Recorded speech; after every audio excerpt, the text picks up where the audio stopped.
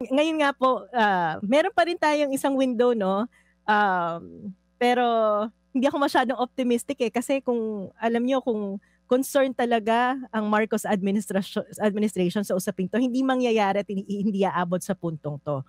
Pero ngayon po kasing pumasa na at pinirmahan na, pumasa na sa both sa Senado at sa House of Representatives itong budget na 'to, may isa pa sanang window kasi itong batas na 'to ay kailangang pirmahan ni Pangulong Marcos. Puwede siyang mag-line veto at i-line veto itong zero budget ng PhilHealth. Kapag vinito 'yan ng presidente, ibig sabihin ang magiging effective budget ng PhilHealth ay yung 2024 budget niya.